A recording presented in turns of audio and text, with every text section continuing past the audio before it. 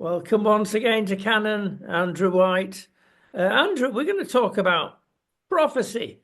Now, you look at parts of the New Testament and there is a gift of prophecy. And most Christians have never heard of it or don't practice it, but it happened to you in a bit of a dramatic way, and it was good and bad, wasn't it? Well, yes, I remember soon after I got married 30 years ago, when we were at a big church leaders conference, and somebody came up to me and prophesied and said, I'm giving you a serious long-term prophecy. And I had forgotten about it until my wife reminded me 2 days ago. And he said, You're going to have 3 crowns which are good and 3 crowns which are bad. 3 of glory and 3 of suffering. And as I look at my life, I can really see how God has given me the incredible glory. There's not many people who, in the age of their 30s and 40s, had been to lunch with kings and queens and presidents, and you go through who's who, and I know almost everybody. I can remember that same time, I had a letter from Who's Who saying that you're going to be in Who's Who this year and you can't get out of it. You're in it forever.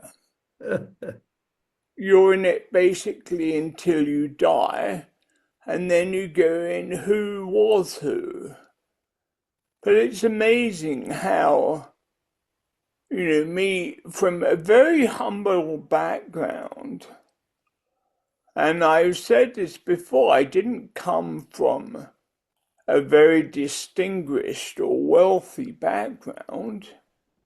I was just a poor little London boy from the East End.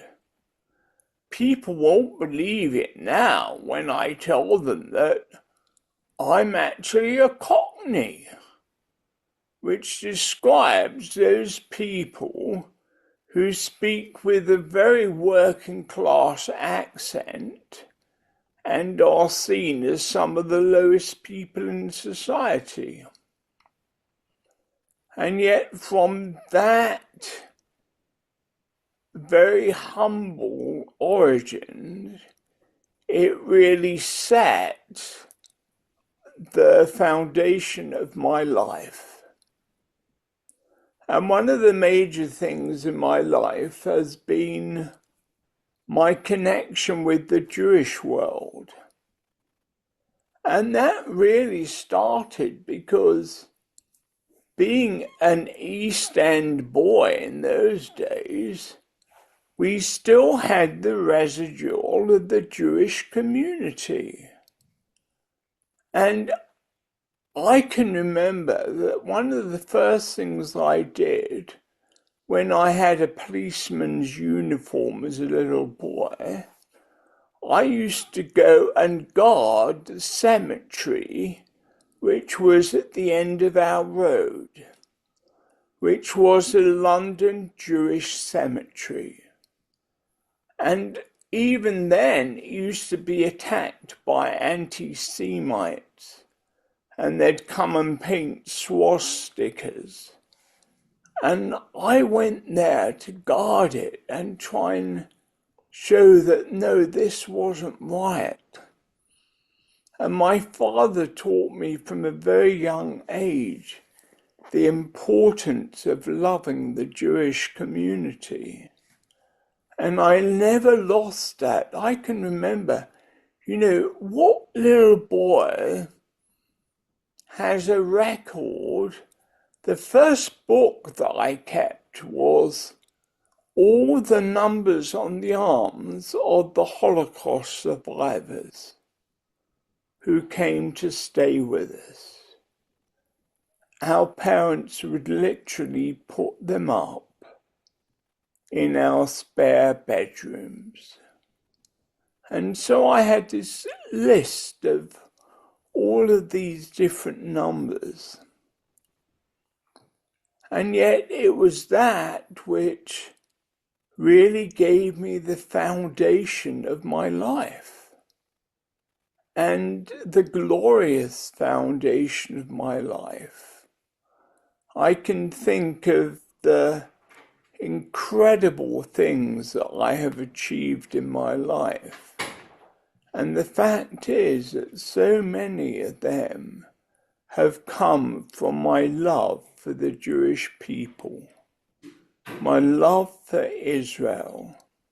And out of that came my serious love and concern for the persecuted church, for those who had suffered. I had no intention of ever going to spend my life in Iraq. I was a Middle East person, but I loved Egypt. I loved Cairo, Alexandria, and Israel, Jerusalem, and Tiberias, and Hebron. And when I can remember when I was told that I must go to Iraq, I said, I'm not into Iraq. I got there to Iraq, and it was a shock for me to learn that in Iraq there was more Jewish history than in Israel. In Iraq, I found my base in Babylon. Daniel's den was just down the road. And the most amazing place for me turned out to be El Kifl, which is where Ezekiel was, in Ezekiel's shrine. And people used to go there, and I became the guardian of the shrine. Every Wednesday I went there and I would meet with the people who looked after it. It was in a beautiful Oriental synagogue, which had been turned into a mosque. Iraq used to have the most Jews in the Middle East, more Jews than Israel by far. As I go around Israel now, most of my Jewish friends want to talk to me because their family came from Iraq. I became the guardian of the Iraqi cemetery, the Iraqi shrines, and I was first sent to El Kifl, Ezekiel's tomb, by a lady called Sheila Raviv, who was married to the person who was the chief of staff for Ehud Barak, one time Prime Minister of Israel. And she said, Andrew, the one thing I want you to do, can you find where Ezekiel's tomb is? I asked everybody. Nobody could tell me. I had the former air flight marshal of Saddam's Air Force as my assistant, a guy called Georges Sada. I asked him, did he know? No. And all the Iraqis were very afraid to talk about anything regarding their the Jewish history. So do you know what I did? Having lost everything, I was staying in a hotel called the Palestine Hotel in Baghdad, right next to the Tigris River. And just going into the Tigris River was a little river called Kifl. And I saw this great cloud over the Tigris one day. And I really felt, I said to God, what is this? The Ayatollah told me, I asked the Ayatollah if he knew. He said, I know how you can find out. You pray to God, pray to him and ask him what it is.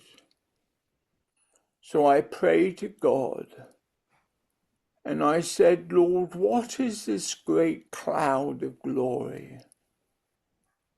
And he said to me, read the book of Ezekiel. And I read the book of Ezekiel. That night, it was quite long, it was over 47 chapters. And everything I read in there was what I was experiencing and what I was living with. And so it wasn't in Israel that I really saw the crown of God's glory. It was in Iraq. It was amazing. Mm. It's also amazing, Andrew, how we sort of mirror each other along the journey. And again, Exactly. I was given a prophecy many years ago. And I used to be a member of a number of bands. Started off with a jazz band where I played guitar. Good learning You were curve. trending, unlike me. And then a country rock band, all at an amateur status, really. And obviously you had your heroes. And of course, in the 60s and 70s, which we're talking about now, I mean, they were the golden pop eras. And Was it the Beatles?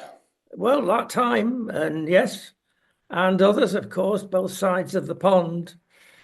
And if anybody would have told me then that I would be friends of most of them and actually film them and record them in various ways, I would not have believed it. But the prophecy was, I was given very simply that the ministry we had was a worldwide ministry. And I was busy with many, many things, and I couldn't see this happening. And out of that prophecy, and it was a strange thing because I have a good friend who's a classical pianist, and he plays the keyboard, but he plays Christian music and composes, and he gets prophecies through the songs. And the prophecy was that one day we would have a great influence in the United States of America. Now, I've never been there, but I tell you what, our biggest audience worldwide, bigger than any other continent, is the United States. Still to this day. Absolutely. And you may not have heard of Roku. They were one of the first set-top box suppliers that you can get programs from anywhere in the world. In fact, now Roku are building every television. I have heard of Roku through Oh, you. there you go. Well, you Because have. when I do programs through you, you're using Roku. That's right. And now they've started putting it in every television set. It's not a separate unit, in other words, in the television. So you can't get without it. And that's great for us. And we've got, as I say, a big audience in America because of that. And it's strange that God, in some senses, has a sense of humor, and things come out and you think, looking years back, wow. And he places you in very privileged positions that you could never engineer yourself. Exactly. When I think of, I look around my study here now and I see all the pictures of me with world leaders, presidents, kings, queens. And I think I was just this little boy. And I used to say, I can remember telling my mother when I was a tiny boy, Mummy, when I grow up, I want to be an anaesthetist and a priest. You could have chosen something else, you know. I Train. know. Well, she said, you're not clever enough to be an anaesthetist. You could be a nurse, maybe. Oh. And you can't be a priest because you're a Pentecostal. And they don't have priests in the Pentecostal church. And anyway, I did do exactly those two things. And that was another one of the ways that God really gave me his crown of glory. And at the highest level, he's not stingy. He doesn't give you second rate people. It's the Absolutely. top people. Exactly. Absolutely. And the thing is that this is one of the things which is really so exciting about being the faithful servant of Jesus. Now, as I look through the list of the people that I've actually put down here who've been really influential in my life, I can see people who actually really even met me in my suffering. Now let's go into that, Andrew. There are three good things and three bad things. Yeah, Boy, have you hit the heights with both, or the depths. absolutely. And when I look at the difficult things of my life, they're actually connected with the good things. I think now of the people who really influenced my life. And as I look at it, I see that these are often the people who saved me when I was dying. I think of when I was a boy and I had a very bad lymphatic cancerous condition, and yet I decided that I was treated at St. Thomas's Hospital in London, and my whole desire from the age of being treated there was to one day go and study there. And everybody said I wouldn't do it. It was the hardest hospital to get into. But I did get there. I did qualify there. And I did get into a senior position there. And then one day, when I was running the cardiac arrest team, and I was standing in front of the hospital in between cardiac arrests. They never used to be set on the hour every hour. They just came when they came. Yeah, the number 9 bus thing. Yes, all right. No, yeah, exactly. And I felt God say, I said to God, I have loved so much being here. I never want to move on from here. But I've loved it so much, Lord. I just know I have to say, what's next, Lord? Mm. And God said to me quite clearly, the other thing I promised that you had to do, you've done your being a doctor, but then you needed to be a priest. And I then started looking at the two big opportunities for university, Oxford or London. I thought predominantly about Oxford first, but my girlfriend at the time was from Cambridge, and she told me, no, you can't say Oxford, you haven't seen Cambridge. Cambridge is so much more beautiful. Come there with me first. And so I did, and won me over immediately. And so I've been a major Cambridge supporter since then in every way. Even though I prefer dark blue by colour, I'm a light blue person. And as I look at my life and the terrible things I have suffered, I can remember being in the Middle East and getting very ill there. And I got several bad bouts of sepsis. And I was saved by various doctors. There was one doctor called Abdul Majid Ali who came to me one day and said, Andrew, he said, I've known you for years, but you're really getting bad now. I need to make you better. I said, what do you need to do? He said, I've looked it up on the internet and you need stem cell treatment.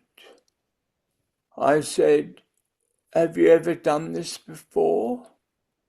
And he said, no. I said, when are you going to do it? And how? I'm not having a stem cell transplant from aborted fetuses or anything. He said, no, I will take the stem cells from your own body. And no, I haven't done this before, but God will enable us to do it. Mm. And he did do it. And within 2 days of having it, I had started walking again. And whilst I was having that treatment, I managed to keep walking for 7 years until it got so dangerous that I had to leave Iraq. And I stopped the treatment, and that resulted in my decline. And yet in my decline, I still see the glory of God working. And I still see the incredible way that I have been treated so miraculously by people. There was a lady called Mercedes. Now, Mercedes, a great South American name, and she was originally from Puerto Rico. She was a hematologist, emergency medicine physician, so was her husband. And I was at Bethel, Redding, in California, and I was preaching one day and she could see that I was ill. And she came and found me and said, you need to get treatment. And she gave me some treatment, and then I got even worse. And I got taken into the emergency medical unit, and I got admitted onto the intensive care. and she was my physician. And she said she came to me because God told her to come to me. And that day I was treated in Redding, California, and all of my doctors in the Redding Intensive Care Unit were all from the Bethel School of Supernatural Ministry. And none of them did anything without praying for me first. And what they did always worked. And there were other people around there who were so important. There was a man who became my bag carrier and driver called Mardy, and he had a son called Eli. Well, he was actually Jewish, and his real name was Mattiyahu, and his son's real name was Eliyahu. So I renamed Eli as Eliyahu, and they really looked after me so incredibly well. And so after I'd had these terrible illnesses come over me, I suddenly found myself being surrounded by people connected with the Bethel School of Supernatural Ministry, also them being my doctors. And that relationship with Bethel was not just teaching and preaching there, it was being treated there as well. And that completely transformed my life. And as I look today, now, I can't even get up in the morning without having my carers come and get me up. And all of my carers come from a company called Adeli. And every one of them is a Zimbabwean. They're all from Zim. And they're all Pentecostal, which is an incredible thing to every morning meet your carers. And I think about my really wonderful carers. I've got a lovely man called Nigel, and his assistant today was another wonderful lady called Martha. And so these highly clever people have literally dedicated their life to serving people who are in need of care. And one of the sad things looking at even today especially, with all the discussions in England about budgets and budgets of carers, and carers have never been paid properly. They might be paid better here than in Zimbabwe, but what they are paid in England is minimal. It is. And can I take up again Yeah. a parallel theme here that I've had 3 encounters with the nearly Great Reaper over the years. And it's all part of from glory to suffering, or the other way around. I would never have thought that I would pass through things like this. The first encounter was being run over, which is not a very nice thing to. It's all right getting in a crash in your car. No, it's not. It's serious. But if you run over and 2 tons of metal hit you, then even, well, at any speed, it's life-threatening. And I was walking with my wife, and we were both collected by a car. I went first. She saw me my wife flying through the air, and she saw a cloud of protection, bright cloud over me before I hit the floor. Then she was next, and she was thrown under a car the other side of the road. And we were in a mess. I had, and I didn't know, an undiagnosed bone problem. Now, this was on the Isle of Wight, and you don't get major hospital there. You have to go to Southampton. Yes. Just so happened that one of the leading surgeons in the world was on holiday in the Isle of Wight. And he got hold of me because I was in 1,000 pieces. I don't exaggerate. And he put scaffolding everywhere.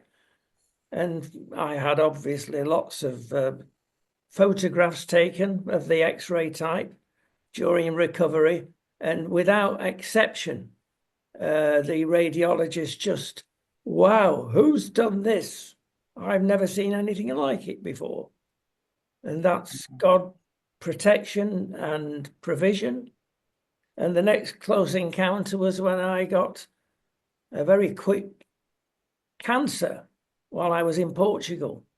And I didn't have to wait. They got me same the following day operated on, and half my inside was taken out.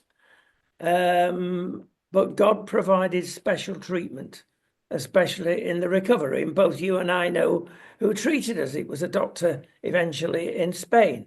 Yeah. And again, God's provision. And lastly, this was a very close call that we have mentioned that literally this time last year, I was given less than 1% chance of surviving. Exactly. And there again, God provided the best neurosurgeon in Spain and all the best treatments. And you think, why does this keep happening? Well, I'll tell you, I certainly, in all the cases, I can identify now why it happened. And the last case was unusual, to say the least, because you're talking about carers. Yes. Now, I had no idea, really. We were about to start a series with Netflix before this happened about abuse. Now, for my recovery, the later stages, they said, well, look, you need a very good physiotherapist and a very good gymnasium if you're going to get anywhere. So they put me in an old people's home that had this part of it was a gymnasium. Now, I never would have thought I would be in an old people's home. And I thought, oh, well, it's all right to finish up there in your end days and enjoy what happens. No, the abuse and the suffering is amazing, psychological and physical. Yeah. And boy, have we got... I was put in a couple of terrible care homes just for people who were dying. Yes. Most had dementia. Most were suffering and cruelly treated. I spent most of my time getting angry, I've got to say that, with the treatment they were given and sort of trying to do something about it. Now we're on recovery, we can, because we have a personal encounter of abuse, and it's not just in Spain, it's everywhere. And we're collating everything, and we will reveal this, what happens to the general public, because you ain't got any idea. It's horrible. And most people are going to finish up there. So don't think it won't happen to you. This is a terrible thing that people have got to realize, that even if you come from a prestigious medical or spiritual background, at the end of the day, it's going to affect everybody.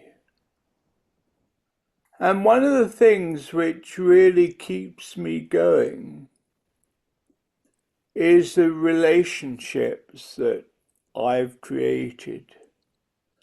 Both the relationships with my carers but also very much the relationship with people. And when I look at my relationships, I think of those who truly inspire me. I'm so fortunate to have so many godchildren, and yet the reality is that my godchildren are the ones who inspire me more than I inspire them.